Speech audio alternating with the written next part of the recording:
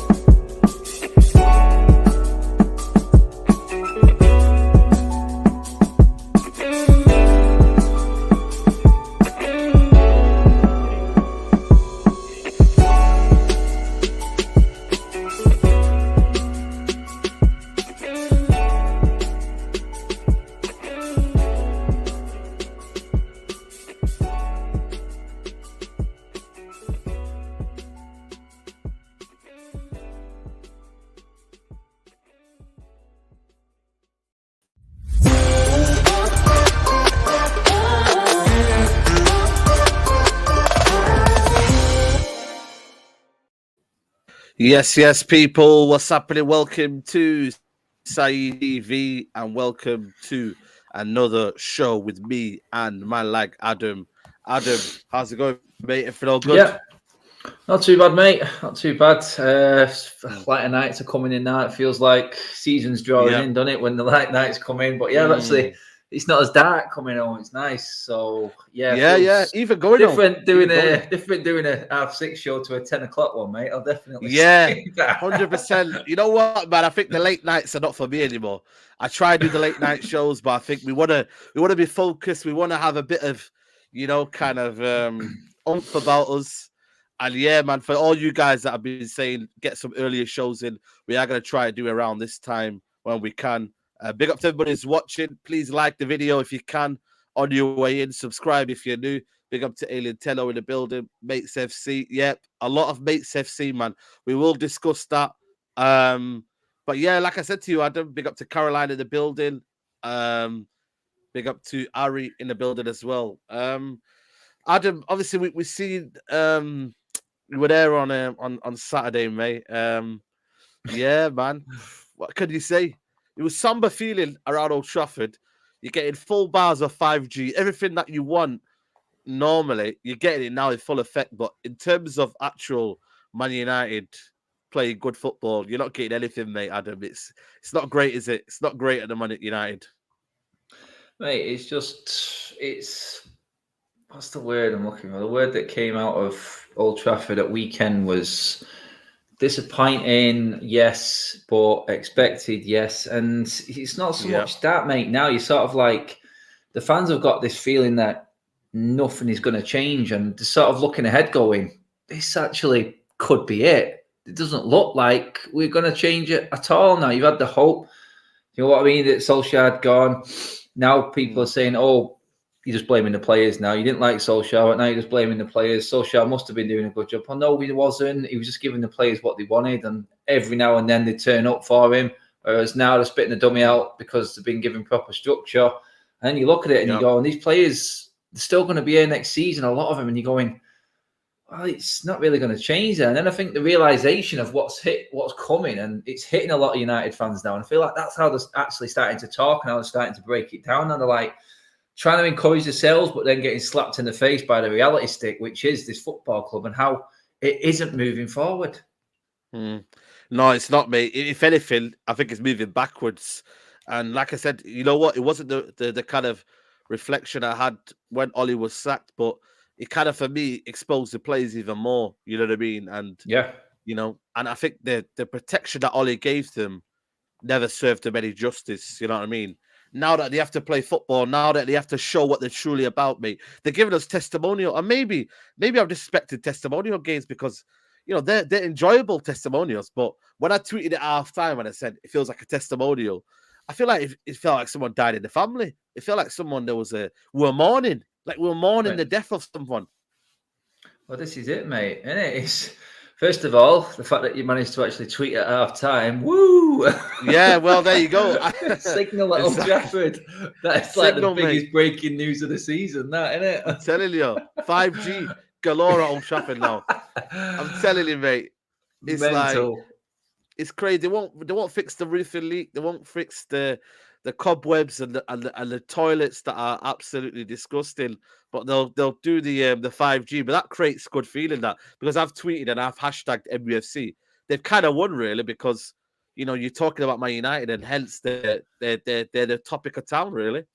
Social media FC, mate, is what it is. Social media FC. That's Absolutely. it. It's like people were saying there, but yeah, in terms of your testimonial shout, mate, I mean, it just felt like we had absolutely nothing, and it didn't look like we wanted to give any more. That was the thing. We had a little bit more second half, but not a lot. And again, it was just like you wait 3 weeks or 4, whatever it was, since we played the Atletico Madrid game, and it's like we come back, and then the reality stick, like I just said, then hits you square back in the face. It's like, God, even a break hasn't done this lot any good. It's just, there's still nothing there. Absolutely nothing. And the fact that these players, most of them are still going to be there next season, kind of makes you like, oh, God. Yeah. Yes, a Ten Hag would make a difference. Yes, I do think he's got a better chance than managers before, because we are getting rid of a lot of the so-called headache players and the so-called pre-Maradonas out of this team. The issue players are going this summer, a lot of them, and a lot of the big wages are going as well. So I keep clinging to that as the actual hope. But until someone like Ten Hag comes in and everyone gets on board with it, we are going to see these testimonial games, mate, because the players play that way. It's not like Rangnick sent them out to play like that and be lethargic and just have no sort of drive. It's the fact that these players aren't taking it upon themselves to perform to their best of their ability or give everything that they've got. It's hard. Weird though, because we know. Sorry, mate. Yes, I said that we know. Even with Ten Hag, we know it's going to be a long turnaround. There's no quick fix with Ten Hag. Well, I'm not expecting anything next season. No, I'm not expecting anything maybe for 2 seasons. But we're just looking for little bits of improvement. That's how far down it's gone to this stage, mate. Yeah, and you know what? But the thing is, for me though, knowing that a new manager's coming in, it's like the players are not interested, and for me, they're thinking that you know what, we're going to be here, and I feel like that player power for me, I don't like that, because it's almost as if they know they're going to get contracts by the club. They know that the club will back the players more than the manager. And we see this common theme. Mourinho, whether we like managers or not, there's been a current theme where players have had leeway, players have had second chances, players are given this God's gift that, you could do no matter what year and you're still going to be rewarded, because that's what this club does. We reward failure. And, they say one thing and they say, we're going to make sure contracts are not given. Then they give out contracts. We make sure this is going to happen. Then this happens. And then there's leaks coming out. And then it's like the press are on the manager's back, when in reality, we need to call out these players who are doing leaks. Well, this is exactly it, mate, isn't it? And then all of a sudden, you get the PR, the ex-player spin, the feel sorry for me spin for Harry Maguire, and everyone starts singing his name again all of a sudden. Harry Maguire's name wasn't sung in the stands because of his footballing performances. Or it was done because of the social media backlash and the reaction to him being booed by England fans. He's been booed by United fans for about 7 weeks. At Old Trafford. I've heard it. I'm there. I've heard it. Then all of a sudden, all the ex-players come out, all the current players come out, managers come out. It's no good. It's not this. It's not that. And then all of a sudden, the fans are all singing Harry Maguire's name again at weekend. He had an all right game, yeah, fair enough. That wasn't great. Didn't have much to deal with, like, but look at that, mate. That was all there because of what you just said. Social media, the exactly. backlash. It's not drummed up through what we're watching on the pitch. He hasn't got support by how he's playing, like Roy Keane said. He's got it because people are opening their mouths on social media. And that PR team at Manchester United pushed that hard and absolutely made it as clear as possible that there'd be no booing for Harry Maguire this day. They made everyone feel sorry for him because he's being booed. Oh, do you know what I mean? Yeah, of course. It's a shame, mate. It is a shame because at the end of the day, I feel like, you're supposed to shut people up by performing. And I feel like now it's a case of, let's look after the players' well-being as much as possible, but we'll kind of like forget their performances. Let's just make sure they're all right at Old Trafford when, they're earning multi-millions. And for me, like I said to you, when the club has been doing for badly for a long time, the last people want to know is, is he all right over there? Is he all right? Shall we make him feel good about himself?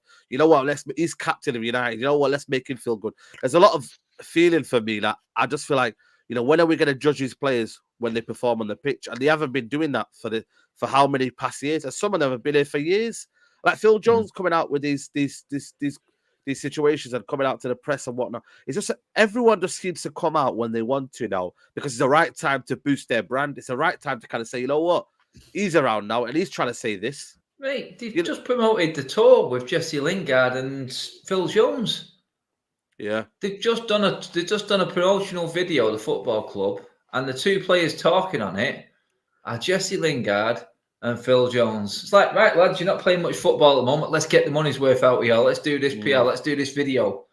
Oh, my God. I mean, if you looked at that and you'd go, oh, that's the advertisement for United. Jesse Lingard and Phil Jones. Between them have had what? How many starts this season? 3. That's your promotion for your big tour. Them two. I'm sorry. It crazy. It shows you exactly where the club is. It's like, oh, it's like that McDonald's advert, innit? Like to get your money's worth. Jesus, you know what, man? You're not wrong, mate. You're not wrong, man. Absolutely not wrong. And you know what? It brings me to the lead of my the theme of my of the I want to chat today. Do we deserve Rangnick, Adam? For me, I've never seen the amount of media come out, more than ever now in the last 3 or 4 months while Rangnick's been involved than they've done for any previous manager. Even more so for Ole Gunnar Solskjaer as well. I think for me, I feel a bit kind of uneasy because Rangnick's coming. He's exposed everything to the fullest. He's come in. He's been honest. He's been refreshing. And you know what? For the media to come out the way they're doing now, and now, to kind of almost be backing Pochettino and backing this and doing this, and while the manager's here, I feel a bit uneasy because what Rangnick has done so far is done what he could do, but the players have just almost not listened. The players have just done anarchy, disobedience. They've just come in and say, you know what, forget your pressing. We're not doing all that. Just do what we want to do. You know what, we don't like this training ground. I'm going to leak this. I just feel like, this media agenda against Rangnick, for me, I just feel like, you know what, Rangnick, if you had anything about you, and I wish you did, you know what, just move away because they don't even need your consultancy. They don't even need your advice because they're not going to take it. That's it, mate. I've been saying now, I think about 3 weeks now. I wouldn't be surprised. I mean, it depends on his contract and whatnot, but I wouldn't be surprised, like you said then, if Rangnick just walked away and he didn't take the consultancy role. I think he's down tools himself. I think the Lingard transfer saga was pretty much the nail in the coffin. When the club went behind him, and he's clearly fighting back because he's not played him. The club came out with a statement, a big statement on transfer deadline day, and said, Jesse Lingard is an integral part of this team, which is why we have kept him at the football club. Mate, he's not played. Rangnick didn't want him, and Rangnick's shouting back. Rangnick's actually fighting back by saying, could not give a toss. Look what the club is doing. They're using Jesse Lingard as the promotional tool for the tour. They're saying he's a big part of this team, and Rangnick's just going, no, he's not. He's not playing my team. And he's leaving in the summer. No, He's not playing in my team. Rangnick's fighting back, and fans don't see it, and fans don't give him the credit. But he's done an amazing job by exposing all of these players, exposing a lot of what the club is doing wrong. And the club have been cornered here. He's very clever, Rangnick, in what he's doing, because the club have been forced into Ten Hag, I feel, because of Pochettino's situation at PSG. He's got to lift the trophy. He's got to go all the way to the end of the season. But the club know that they have to make an announcement before the season finishes. And they won't pay PSG. They won't pay PSG that. And they have been forced. Rangnick's put his name in the hat for Ten Hag. They're being forced into picking Ten Hag. They didn't want it. I'm telling you now, mate. They didn't want Ten Hag. They really don't want him either. Yeah, because Rangnick's there. They're being forced to do it. Mate, they're being forced. Rangnick's giving him subliminal messages. He's giving him subliminal messages in terms of you've got to have a style of play. You've got to play to this strength. Yep. You've got to do this. You've got to buy players to what the system and what the kind of philosophy of a manager is. He's saying that Man City and Liverpool do that. Why is it not Man United? So then the board are thinking, oh, hold on a minute. Well, Pochettino doesn't do that at PSG. And you know what? We've not seen a clear distinction of style of play at PSG. Ten Hag is that man. But again, they're waiting and waiting and waiting. And now it gets to the point now where we're seeing reports that, you know what, Rangnick's advisory role might not even be as advisory as people think. It might be a case of, you know what, we'll talk to you when we want to. And that's why I say, do we deserve Rangnick? Because he's dropping gems. He's experiencing that field. And the more I look at it, and the more I hear reports of John Murtough and Fletcher have more of a role than Rangnick, who's seen it and done it. I think for me, maybe United deserve what they get because Fletcher has no experience in it. And Murtaugh's been here for how many years? And what's he done right? Apart from build a women's team and maybe sort the youth out a little bit. But what has he done for the first team? What critical need has he done? To be honest, mate, I'm willing to give Murtough time in his role because I can't judge him in his current role right now. Beforehand, you're right. Yeah, I don't know enough and we can't say. But now as a director of football, we'll see. I mean, this is a big test for even him this summer, mate, because the fans are expecting. We're expecting outings. We're expecting incomings. We're expecting a new manager. We're expecting a coaching staff. We're expecting a structure. We're expecting everything this summer. And he's got to deliver that. And this is going to be a massive test for him. Yeah, first one last summer, everyone would say it was a decent window. The only thing we did wrong was completely backing Ollie with that contract. And it went wrong for Ollie. He couldn't make it work. And then it was too much to handle. It was too much for anyone. And Rangnick found that out as well, that these players were that far gone. But John Murtough, he's got a massive, massive task this summer. I'll be willing to give him this summer and say, look, what can you do in this role? Show us now because you're under the spotlight more now with this director's role. Let's see what you've got. Let's see who gets these contracts. Because if Paul Pogba signs that contract, it will be an absolute disgrace to this football club. And a lot of the fans, even the Pogba fans, are like... I think it's best to move away. Yeah, it has to, mate. He's turned down 400k a week. PSG hadn't even offered him that in their contract. Do you know what I mean? He's still not there. It's quite clear he doesn't want to be there. Otherwise, he would have signed his deal. Mate. He looks checked out, mate. You know what? The game he had the other day against Leicester, like I said to you, Mendy out-jumped him. Like he's fully checked out. And I've always been a fan of Paul Pogba, but even when I looked at him, I cannot, for the life of me, defend anymore because at the end of the day, he looks checked out. He looks like he doesn't want to be here. He's waiting for the end of the season to come as quickly as possible. And probably so many of them are because they're on the holidays, by the way, all these lot. They're on the holidays. They're collecting the wages and they're waiting until the summer until the new manager comes in. Don't forget, mate, they've had 3 holidays already this season, the middle of the season. It's crazy that, isn't it? When you look at it. It's crazy, everything. Man. How was your season? Yeah, I went to Dubai twice. I went over to Ibiza once. I don't know. How was your football, mate? And not your actual football, your day job, the one that he's paid multi-millions for. How was that? Oh, not too sure about that. But I had a great time in Dubai. Gyms were lovely over there. It's great for my rehabilitation. I didn't know he was injured, mate. Oh, no, I'm not. I'm just stressed out for being a footballer. It's a little too much to handle. Fuck off. It's true, though. It's true. It's true, though, man. Because at the end of the day, there's no sympathy from the fans anymore. Especially the fans who especially go into the stadium now, mate. I mean, I tell you what, mate. People are losing hairs, mate. People are starting to go grey. around me, people are starting to go mad, mate. There's one guy in front of me who was stressing out, mate. Absolutely stressing out. Big up to Vinny, greatest manager of all time, Rinus Michels. Yep, Dutch coach who created the Dutch way, the total football. Big up to you, Vinny. But like I said to you, Adam, you know, when you start to see, like, you know, for me, like all this, the messages that Ralf Rangnick is saying, and the fact that the club is having a certain way, and, you know, the pundits, the media are coming in and they're talking about a different style in Pochettino, but then Rangnick is almost, you know, kind of alluding to the fact that Ten Hag is the right manager to come in with the way he's speaking and the way he's talking about the way of playing and the philosophy and the football he's trying to say.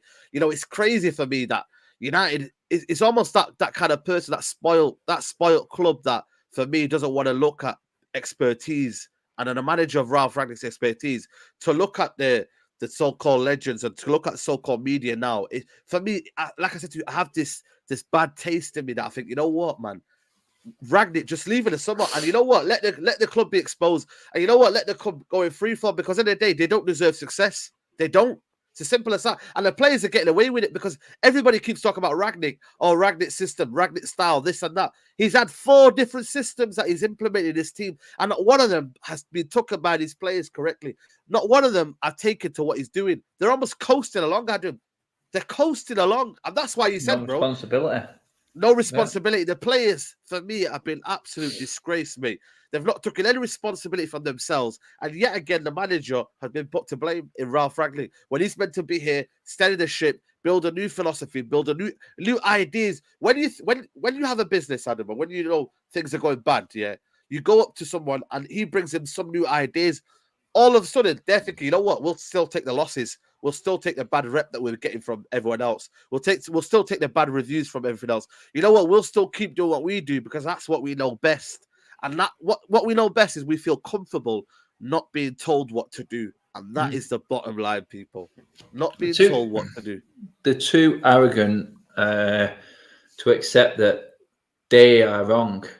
The blueprints of City, Liverpool, these clubs, they're the blueprints that you need to follow if you want to sustain modern day football at the top level. And we're too arrogant to admit that we have been taken by City and Liverpool. And we have. On and off the pitch. We're miles behind these two right now. Absolutely miles behind them. And you know what? If Liverpool keep building Anfield like they are doing, the attendances will go up, their turnover will be more than Manchester United. Because believe it or not, you actually do get paid for actually winning things as well, you know. And I tell you what, it's a lot more than any sponsorship deal you'll get in 1 year. But that is where the Glazers just don't see the bigger picture. They don't see it. And for the club to keep coming out, the biggest thing is for this football club to succeed on the pitch and perform for the big trophies. That's what Myrtle said. That's what Arnold said at the quarterly figures when they were talking last month. Yep. You just don't see it. Show me how. How are you doing that? Yeah, you'll sign Ronaldo, who's past it, and is showing our rest of our team up. Yeah, you signed Varane because he was available. We got him. We did well to get him because he was there. Decent age, should have improved us. But honestly, did anyone actually look at how Ronaldo would fit into this team? Did anyone actually think, why is our manager convincing Martial, Donny van der Beek, Jesse Lingard that they're all going to get game time? There's no one looking into this at the football club because we know they're not. Do you know what I mean? It's like if a player has a bad run of games, look at Jack Grealish. Record signing, 100 million. Wait your turn, son. Wait your turn. Learn your craft or you don't play. It's like United. If United signed, and this is Harry Maguire all over. So you look at Jack Grealish, 100 million. Brilliant player. Absolutely outstanding and worth the money, in my opinion. Worth that price tag. Doesn't get a first-team regular place. Manchester United spend 80 on Harry Maguire. Oh, we've got to play him. 80 million money. We have to play him. It's not football related. It's really not. Jack Grealish, no one's batted an eyelid because Jack Grealish was 100 million spent, but the football does the talking at Manchester City, and no one's talking about why Jack Grealish isn't playing. Everyone's talking about, he has to actually get better because they spent 100 million on a player that can't get in a team that's actually playing football. Spot on. Spot That's on, the yeah. difference in the club. That's the structure and that's the blueprint that you've got to do. It has to be for the manager. Pep came in, ripped out the whole back four and the goalkeeper straight away at City. I need this, and this. There you go, Pep. All right, now we're seeing progression. Then he changed his midfielders. He got his forwards in.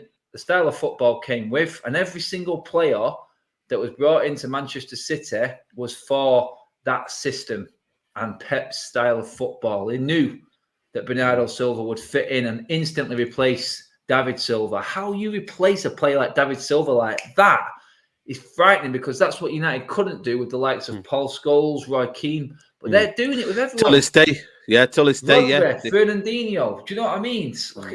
It goes Alvarez, on and on and on. Alvarez, Aguero, they'll probably get Haaland. You know what I mean? They'll keep reproducing. Look at Liverpool. With Diaz, you know what I mean? If Mane goes, are they too concerned in the summer? Probably not that was concerned anymore. Do you know what I mean? They've got replacements. Konate's not playing every game. In.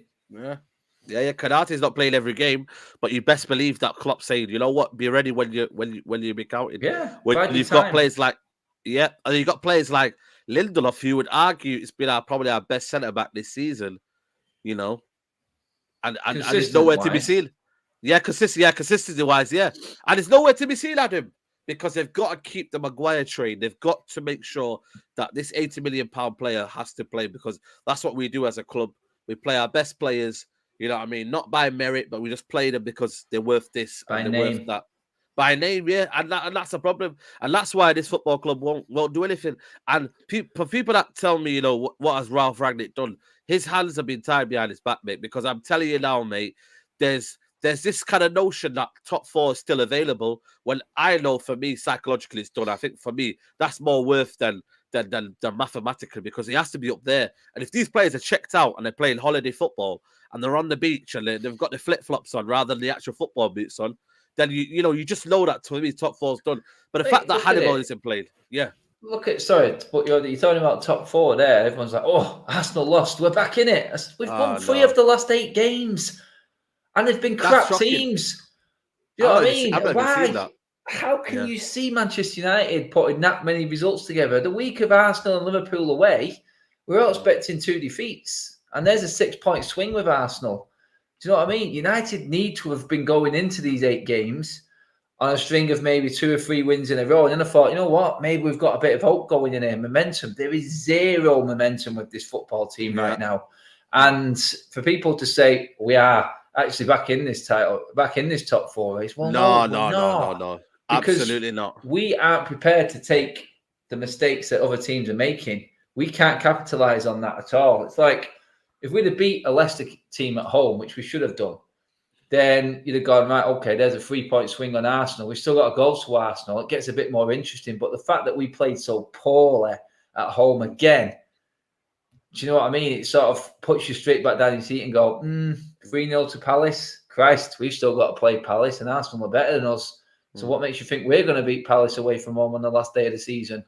Yeah, exactly. You know what I mean? No. I for me, like I said to you, when you kind of understand football and you understand players' emotions, and you can understand when people have checked out, when they have nothing to fight for, and there's lack of, kind of fight in the team, and the quality doesn't match it, and everything comes together, and you can see Ralf Rangnick's dejected. He looks disgruntled. He looks like he's like, what can I do? Jesse Lingard's vomiting on the pitch.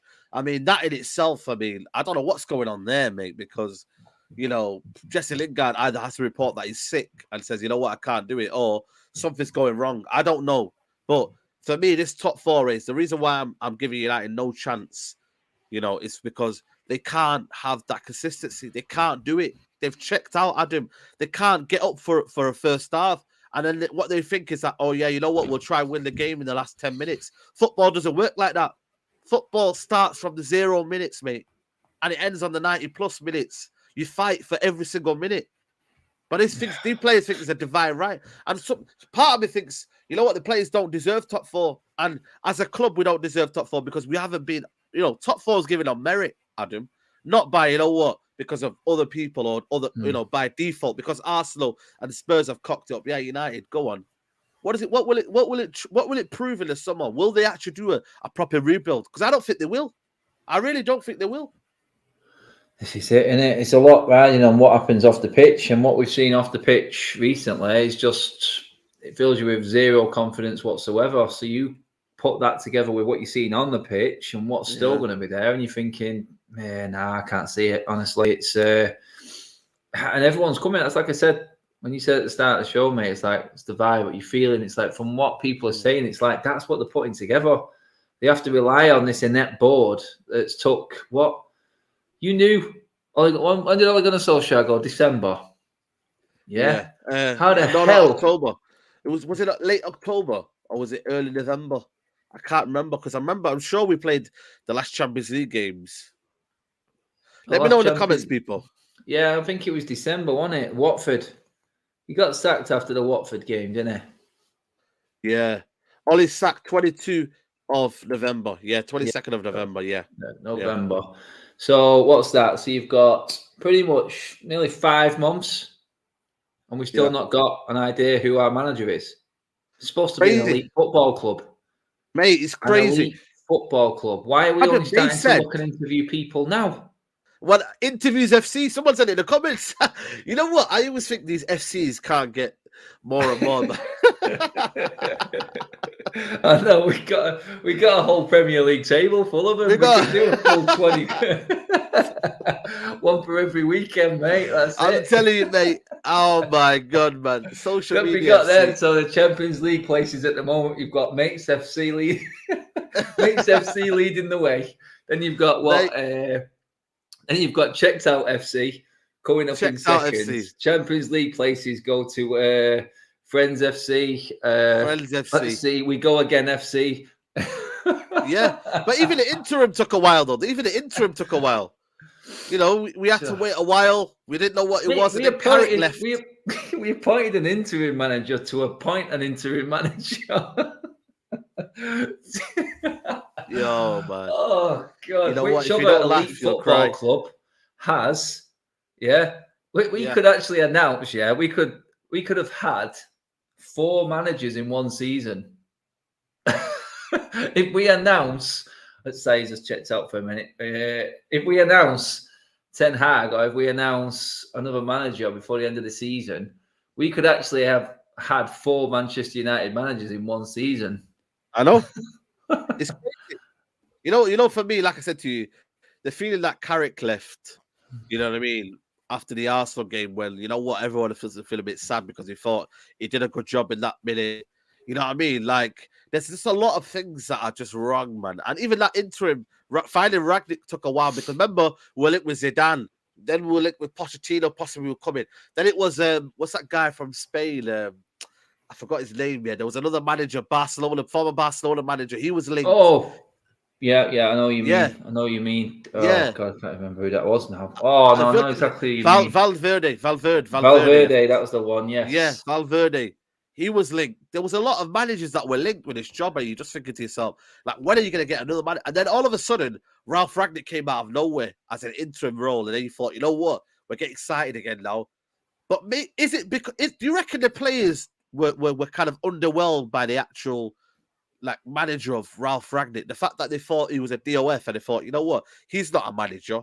You know what I mean? I don't listen to him. That's kind of impacted the way we're playing now because every single system, every single style of play, Ralf Rangnick has introduced. The biggest one that he loves is pressing, and the players couldn't do it. The gegenpress. They couldn't do that, and then he had to say, you know what, we'll go back to the 4-2-3-1. Then they went to 4-3-3. But it's every single thing hasn't been implemented by these players. So, like, you know, this comes down. When you look at Ole Gunnar Solskjaer, the players implemented the freestyle football. That's why I was harsh on Ole Gunnar Solskjaer. These guys haven't even implemented the players. The players haven't implemented what Ralf has done. So how can you be mad at the manager? This is it, mate. Toby. This is it. It's like you look at it and you go, how the fan base can actually come out. I mean, there were people saying that Ole Gunnar Solskjaer was a better manager than Ralf Rangnick. the other day. Oh, mate, did you see it? Mate, they were And coming out, man. They were coming out on people Twitter. going in on it. I'm just like, what are you watching? And this is exactly where the fan base has gone, mate. And this is exactly where I'm talking about with the people that come outside and talk to me and actually talk about where we're going forward. It's looking at, we need to keep this player and that. No, it really does not matter about one player at all at this football club anymore, because you can bring anyone in. It's like bringing in Chris Froome to do what Chris Hoy does. Cycling, looks great, but you can't do that. It's not the same.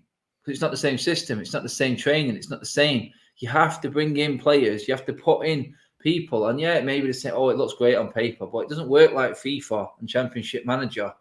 You don't just slot in and are quicker than that guy they're playing against. It has to work upstairs. They have to be on board with what they're being told. If not, then sayonara. That's it. It's another season wasted. We've just wasted the second half of this one. What about this comment here? The biggest mistake was to say that he'll only be there for 6 months, and like everybody knew since day one, he will not be there till next season. I think I think the club were just trying to make sure that they didn't have another Ollie situation of what he kind of shot themselves in the foot with it, didn't they? 100%. But then again, if you really wanted to, Adam, let's be really honest. We could have got Ten Hag away from Ajax, if we were run like a football club, though. You're telling me that Manchester, like Real Madrid, are going to have an interim to the end of the season. I'm sorry, man. They're not. They're not, man. No, they're going to go get a manager in. They wanted Barcelona did it. They wanted Ancelotti. They wanted Ancelotti. It was like, no, he's only 2 years in, second year at Everton. I don't care. It's Real Madrid. We want him. Get him. Simple as. Simple as. And then you come to United, it's like, can't really appoint anyone right now. Well, you can. I was for it. I was for the interim manager at the time, but it's the fact that they were saying what they were saying, how they went around it, and then the players just jumped on top of that, and their PR teams jumped on top of that. But Manchester United could have got Ten Hag earlier in the season. It would have been easier to get him in November than it would have been, after Christmas, because nothing was settled in the league, Champions League. He could have left. Yeah, he may have been having an all right season, but it was nowhere near the end or anything like that. And they should have gone, look, we want Ten Hag. Here's your offer. What are you going to say? If it came out, the Ajax turned United down, then the fans would be like, well, fair enough. They made a concrete offer. At least we know where they're going. Do you know what I mean? At least they know the man they want. And no, United just do it and spin it the other way completely. It's just like tippy-toeing around the edge. It's like, just take a dive in the deep end, for God's sake. Go and get what you want. But no, just dipping the toe in the water, just seeing what ripples come out. And you know what? I mean, Conte was there, wasn't he? Like your comments. Conte was there, man. Conte was there. And you know what? Would anyone said no to Conte at that time? I don't think so. Nureddin said he did. And fair play. That's his preference. But I think he would get behind the manager. A few did, because there was a couple of other managers around at the time. There you go. But if United came in and said, you know what, we're going to take the control of decisions. But that's what they do. Man United, you got to watch what Man United do, They watch to see what their fan base's reaction is first. Yeah. So they figure it out. They see the social media. They see the traction. There were so many times when Ole Gunnar Solskjaer could have been sacked. But they looked at it and said, you know what, no, Ole deserves more time. The Ole slander is too much. You know what? We'll wait. But then it got to a point where top four wasn't available. So they said, you know what? Panic. Let's sack Ole Gunnar Solskjaer. Then now it's the same with this one. They're waiting. And now for me, Adam, it's clear. They're looking around. Rooney's come on now, Sky Sports. He's saying, go get Pochettino. Gary Neville, they're all saying Pochettino, and they're waiting. It's almost as if they're waiting. When you just want something to be confirmed for you. So you want it, you keep asking for every opinion from everyone. And then you say, you know what? Yeah, everybody said it. So they've gone down the rounds, haven't you? And you know what? Yeah, I feel good about myself now. So I'm going to pick Pochettino. And that's what they're doing. Because Ten Hag's available. They know he's available. And they're still waiting around and still doing interviews when they know full well he's going to be available, and get him now. But again, this whole waiting around, it's bullshit, mate. And I don't like this media agenda, against Ten Hag. You know what I mean? Like I said, the Poch answer for me sounds easy. And that's what I don't want to become, a club that just thinks it's easy just to appoint Pochettino, because it's harder to appoint Ten Hag. It's harder to sell the project to Ten Hag. And also, Ten Hag asks questions from them, and they don't like that. They don't like the fact that they're going to get criticism. They don't like the fact they're going to get home truths down their corner. They don't like the fact that, you know what, they're going to have to look themselves in the mirror and say, you know what, for the last 10 years, we've not been doing it right. All of a sudden, they've got to change the whole operation. They've got to develop the youth. They've got to make sure the youth go into the first team. They've got to do so many things that they haven't done before with Ten Hag. Whereas Pochettino, they can say, you know what, we can still keep doing this. We can still keep doing that. We don't have to spend because he's not spent over there. We don't have to do this. We don't have to do that. And that's why they want Pochettino. They can still have their bad habits with Pochettino. Whereas with the new habits with Ten Hag, you can't do it. You can't because he expects standards. I don't say it. He is. He's built up his reputation at Ajax. He's not built up his reputation to then come in and be dictated to and told that he can't do that. He'd be like, why are you employing me in the first place? You employ me because of my results and how I play football and how I build squads. If you're not going to give me that, what's the point in hiring me? Pochettino, we ain't got a clue what he does, mate. And that's probably why the board like him more, because there's always an excuse. Everyone knows how Ten Hag works. We all knew how Ralf Rangnick works. And this is why I think the club have been cornered and didn't want Ten Hag. Because everyone knew what Rangnick was about. And this is the first club where he's not been able to implement what he does and what he's built his reputation from. And the club are seeing that everyone is seeing that. And they know that Ten Hag is a similar sort of tactician and he works in a similar way. So that's why I don't really want him. I think they're being snookered and pushed into this corner because they've gathered all the ex-players. Everyone has come out and not one of them has said Ten Hag. It's ridiculous how none of them have actually said it. I'm just like looking at it going, Jesus Christ, do these guys actually watch football? Are they actually being paid to actually say this shit? Because there's not a cat and nails chance if you watch football that you don't know about Ten Hag. And these so-called United ex-players, the ones that are employed by the club especially, just blinkered beyond belief. Absolute belief. And, you know, I don't think they can say anything else. They're not allowed to. I heard Andy Cole on Sky Sports the other day. I was like, Andy Cole's talking on Sky. What's he going to say? Completely went around the houses. Said, look, I just want now, I'm going to be honest, I'm going to say it here as it is. And I thought, oh, here we go. Here's someone who's just going to say it. He went, I just want a Manchester United manager to come in. I went, what the fuck is that? What's that, Andy? I want him to be the man for Manchester United. Well, yeah, of course. Give me a name. Give me a name. Do these guys actually do any work? It's like, yeah, we're in successes at Manchester United, and the United way is the only way because that's the only way that they know. Exactly. Get on with your job and actually look around the world. There is another league past the Premier League, and it is the best league in the world. Yes. And you have to have what it takes to land and stay here. But every manager that's managed in the Premier League, you know what I mean? They weren't born into it. They all got brought in. And until that manager's brought in, you will not know. We've seen Pochettino. Yeah, he's done it once. Did he do anything? Well, he sustained Spurs up there in the top 6 without any money really being spent. And he brought some players through. Credit to him on that. But even now, going to wherever he's gone, over to PSG, sort of lost that reputation a little bit now because there you go. He's been given all the tools, and it does look like he doesn't give you the confidence, does he? You know, he's a good manager, but he doesn't fill you with that confidence that he can help maneuver a situation where you just know that the Glazers aren't going to support him as much as you know we think he is. You know what I mean? They're gonna give him limited funds again, and is he going to be strong enough to do that? And that's the problem. Big up to Yusuf Ibrahim. He goes, under Fergie, we had 4 systems during his 27th year by Knox, Kidd, McLaren, Kyrgios, and Mullenstein. We hired good as a manager. It makes no difference if your right hand is weak. Yeah, that is true. That is true. That is spot on, mate. And you know what? I'm hearing today that McLaren is going to be coming, you know what I mean, as a thingy. You know, as a second-hand man, I mean, hey, mate, I don't know what you think. Perfect, isn't it? Is that yes, we will do that 10. Yes, that's it. Yeah, exactly. I mean, I seen it when I seen your post on Instagram. In the story. I love that, me. I was just like, tee me up. Oh my God, mate. Big up to Edita. He goes, Frank de Boer won 3 league titles with Ajax, McLaren won with FC20. Peter Bosz 2. The league is crap. Do you know what? On that McLaren, what people And what, as a coach, McLaren's got something. He has. As a coach, as a number 2, he's got something quite clearly. Just hasn't got managing a football club right there, especially at the highest level, because it takes a lot, doesn't it? It takes a lot to cover every angle. But as a coach, you know what? The guy has got something. He's got experience there. He's got experience of Dutch football and experience of Dutch systems, like we said. Do you know what I mean?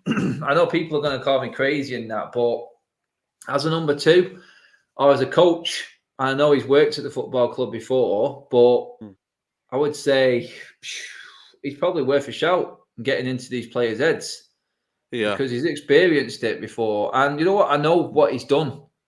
I know he's got that. I'd take him over any coach that's at Man United right now. 100%. I'd take him over any coach that's been there the last 5 years, without a doubt. Yeah. You know what? It's true. And by the way, I blocked Addy by accident, people. I was trying to block the spams, but I got a bit too giddy with the blocking. So apologies. I will unblock you, Addy, when I get a chance. But yeah, like I said to you, you know, we just need a right structure, Adam. And with that right structure comes great responsibility from Man United. But again, these interviews, there's a lot of interviews going on, mate. And you know what? It gets to the point now where they might just make a rash decision without even thinking, you know, and that's the problem, mate. So he's saying, 1 second, I didn't read the end of it. He goes, Peter Board, the league is crap. Ten Hag won't be any different, trust me. The thing is, though, we know. I think for me, I'm not taking the fact that he's won trophies at other clubs. I'm not really, you know. A lot of people think that I'm taking the fact that he's won multiple trophies at Ajax. It's the manner he's done it. It's the manner in terms of he's built 2 squads. The fact that he's merged the youth into his first team. The fact that his system has been so coherent and it's been so evident.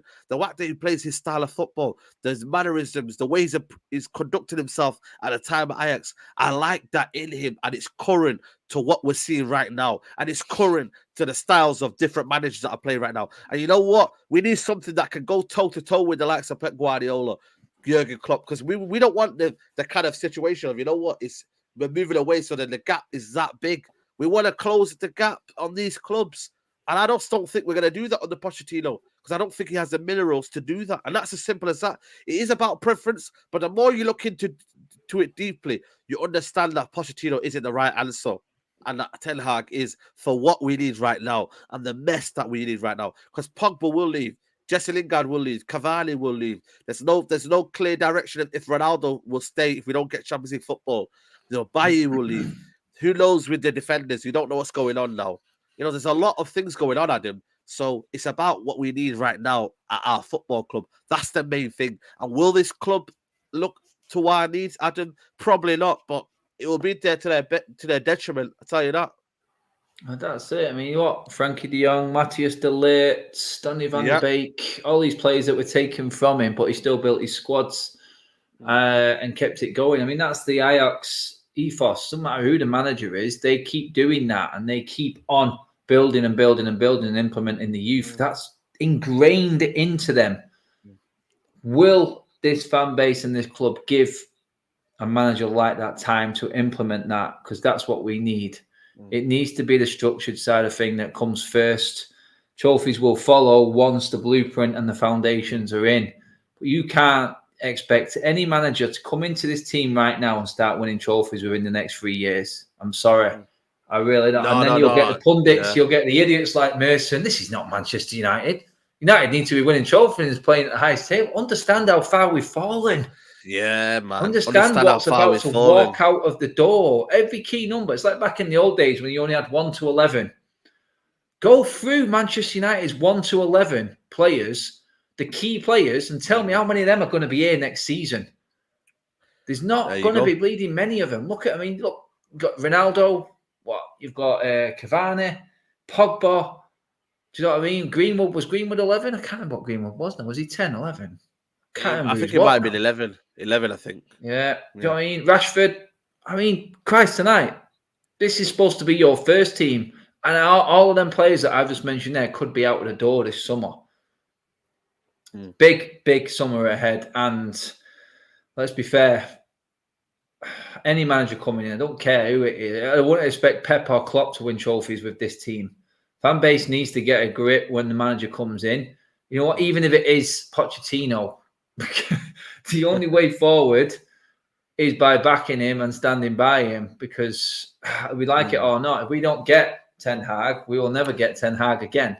He's gone. He's gone. Isn't that the best thing that you think that is? What you just said there, isn't that kind of so poignant? Isn't that so kind of important? Because that's a manager that you want and you think that you won't get again. Pochettino will still be around somehow in the future, because you know he might not be good enough for that club. He's not good enough for PSG now. You just know that if he goes Real Madrid, he won't be good enough there. Pochettino will always be around.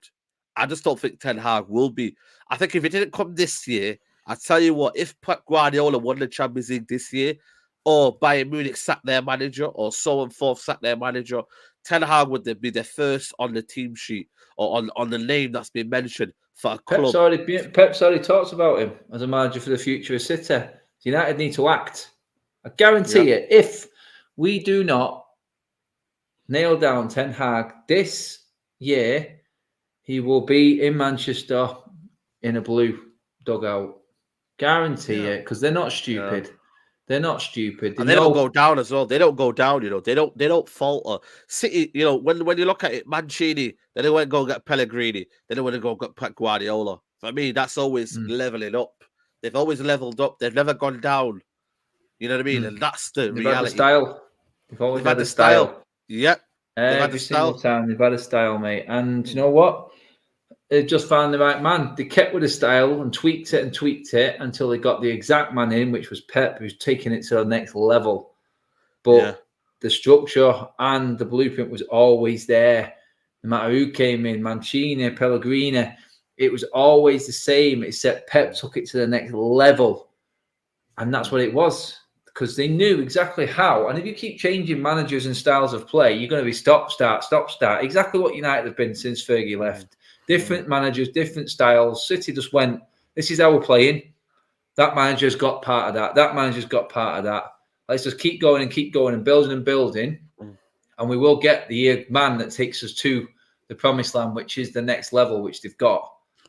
And it was the same with Klopp. They just got Klopp in Liverpool and they just stuck by him, even though the first season, not great. Taking time to implement it. They stuck with him. The fans believed in it, though, Adam. The fans believed in it because they've seen something. They've seen some sort of progress. You know, when they went to the Europa League final, the fact that they were playing this pressing game that was unbelievable. They were getting big wins here and there. I remember they were getting big wins. They were beat Man City, and they were chasing the title and whatnot. You know, there were certain things that they would do that would make it difficult for you. Then they won the Champions League. But then they got to the final as well. They've had levels of progress. I think that fans and the Liverpool fans in general got by and they believed in it. I genuinely think that Ten Hag could be that Klopp moment. How many managers did they have, Adam, until they got Ten Hag? Until they got Klopp? They had Brendan Rodgers. God. They had, you know, Roy Rodgers, Hodgson. Dalglish, Hodgson. Yep. Oh, man. They've had... and they've been in there 30 years. You know, we're approaching the 10th year. Dalglish twice, actually, yeah. Twice. Yeah. And Klopp, how long did it take Klopp to win his first title? What, 4 or 5 years? You know? So again, I can see the similarities. And I'm not trying to compare in terms of managerial moment. I'm just trying to compare moments of, you know what, this could be our moment of, you know what? Let's get a manager who has a style of play that the fans and the whole kind of fan base can believe. I genuinely believe Ten Hag could be that manager where you won't get a split in the fan base. I genuinely believe it. Because, you know why? Because you've seen what he's done with the youth. He's implemented everything. I think everybody can get by it. I think Pochettino, straight from the off, well, it's not going to be me because I'll back the manager, but straight from the off, you'll have a split fan base. You'll be like, you know what? Nah, I'm not feeding Pochettino. And that's just how the way it is. But the club have to put us out of misery. And just go and get the right manager that you know and fully will kind of implement the system and implement some sort of style of play, you know, onto United. And it will take a few years. I know that, people. It will take a few years. But you know what? I'm willing to wait for something that will come good. You know, I said it on your show, Adam. I don't want to go forward and then take 5 steps back. You want to go forward and stay forward. Stay where you are. You know, this is it, mate. This is it. It's a stride instead of a step. You know what I mean? A stride is going into a different type a setup altogether, a restructure. That's what it is. We always said we needed to fall badly before this club realised what they have to do. Maybe this is the fall. Maybe this now, with the amount of players that want out and a chance for the younger players to come through, it is that moment. And there's a chance that we could nail it if we get the right man in charge. The fan base has to change its mentality. Yeah. It has to. None of this, we are United, we should be challenging now. It's gone past that. We've seen there's not a chance in hell that we can get there. We need to just accept where we are. Big club in history, sleeping giant, time to rebuild. AC Milan have had to do it. Real Madrid have had to fight their way back at times as well for mediocrity. But one thing that Real Madrid have always had, Barcelona have always had, is a style, is a plan, a blueprint of how this football club will play. Yeah. They've made mistakes, but they've rectified their mistakes by then going out and making sure that they got the right man the next time. And the people that they bring in are the ones that are going to adhere to the fans, that the fans can get on board with. Because when that fan base is on board, or you can go a million miles, you can go far. You really can. I mean, the prime example is Leeds with Bielsa. His level was getting them up. But without the right players, it was just too much. I reckon the fan base would have just carried on with Bielsa at Leeds. I really do. But the board were thinking, that we cannot sustain this. It's just got to a point where the players have given up. And we've seen that with the likes of Bielsa. He goes from club to club to club to club. He's been all over the place. 3 or 4 year man. Look at Pep. Look at Klopp. Look at Ten Hag. Now, there's a chance that Ten Hag could be that 5-year manager that is a rarity right now. Rarity, mate. He is going to be given the time, knowing the circumstances that we're in right now. And if the fans don't, then they're stupid. You have to give any man, and I said it before, if it's Poch, you have to give him a chance. You have to say, look. Yeah, absolutely. We've got to get, no matter what, and we can moan about certain things outside the ground, but we've already said it before he's come in. But like he said, this is the biggest decision that the club's ever going to have to make, mate, because this next manager, I don't think there's anyone else left out there. Really isn't. It's going to be a big sign, a big contract. I don't think the club can afford to have egg on the face again. And I think the pressure from the fan base, and like I said, being snookered and cornered like they are, they have to appoint Ten Hag because the fan base will turn. And right now, like what Gary Neville said, like what everyone's saying, this fan base is on the edge. It really is. I agree with what Gary Neville said. I don't agree with him in a lot, but the way he's describing the Glazers and what they have to do, how they've not backed up what they said, if the club do not announce the right manager now, and Gary Neville still thinks it's Pochettino, he's an idiot for that. He just completely contradicts himself. Read the room. The fan base will not accept Pochettino. They have to accept it, but right now, the chance that the club can get the fans on board, there is. Exactly, more than ever. More than ever. And it will bring and take some of the heat out of the situation. It's why I said outside Old Trafford the other day that this announcement will come after Liverpool and Arsenal smash us to pieces. They'll announce it then, and everyone will be like, but they did that. What did they do that for? They did it for something else as well. I think. Remember, they did something. Contract announcements, mate. Yeah, that's it. Contract announcements. Exactly. Europa League final. Let's give Ollie a new contract. It's all part of the process, isn't it? Torai says, "Do you think the fans will turn on Ten Hag eventually if the board flop again?" I don't think so. I think they'll turn on the board more than anything. But time will tell people. But Everton on Saturday, you'll be there, Adam. It's not a happy hunting ground, mate. The last time we were there, we got smashed 4-0. No, it was 1-1, mate. 1-1 the last one. Oh, it's 1-1. Yeah, it was 1-1. Yeah, that was it. I think that was the game when De Gea had that. Was it Calvert-Lewin sort of block shot that went in, wasn't it? Yes. And then Bruno scored, didn't he? Yeah, Maguire had a decent game that game. He blocked it off the line. It was. Maguire was awesome. Maguire was awesome. Game. Rock solid that day. Brilliant. You know what I mean? How times have changed, man. How times have changed. But you'll be there, Adam. You know what I mean? I just think for me, this game is all about intensity. And you know what? Everton are fighting for their lives, man. And you know what, man? They always say, man, when someone's desperate, mate, they turn up, mate. They turn up. That's the ultimate fear, mate. In it straight away, you know your opponents are going to be up for it more than what you are, and that scares you, doesn't it, as a fan? Yeah, exactly, mate. Exactly. But there is that hope of, for these players that they can salvage a season. To me personally, I'm not celebrating top four, but like I said to you, if these players want to do something, it starts by Everton 3 points. But like I said to you, I don't really hope for anything because I expect the worst and hope for the best. You know what I mean? It's simple as that, people. Now you do, But yeah. yeah, exactly, people. Alien Tello said he's going to be at Goodison, so hopefully you get to see him there, man. Yeah, Yes, Alien, you get there, mate. Away game in it for your nephew, I think, was it you said? yeah. Or someone like that. Yeah, But big yeah, up to you. Absolutely. We are going to Alien's wrap back up. on the fan vlogs. Yeah, there you go. Exactly. Big up to Alien for coming on, and big up to everybody who's watching. I know this is a different time, but we are going to stick to this time now, just because you know what? I'm getting too old now, and I can't stay up late. So, You're getting yeah, too old. I mean, yeah, I started man, this. honestly. I started this season, mate. I didn't have any grey hair in my beard, and United Yeah. destroyed me. Absolutely, mate. So, and you know what? I don't want to talk about United so late in the night, so I'd rather do it in the evening and then get it out of my way, and I can Yeah, just because you enjoy won't the evening. sleep, mate. Exactly, mate. So people, hopefully 6:30 on a Tuesday, will be here. Adam, big up to you for coming on. Make sure you check him out, people. Let them know about your vlogs as well. Yeah, Stuff that you're doing as well. vlogging for charity. I'm doing 2 marathons this year, one in June and one in November. So raising money for Mary Curie. So guys, check out my channel there. My marathon vlogs are there, the links are there, and the links are in my socials as well on my bios and my Twitter and my Instagram. So check out Adam Matic 31 on Insta. That's where everything is. And yeah, donate and get behind it, and then have a laugh at me blowing out my ass. That's basically There you go, man. what you want to do. For good cause. All for good cause. So don't worry, man. It's big up to you for doing that. Big up to everybody. I will be back tomorrow for the call-in show.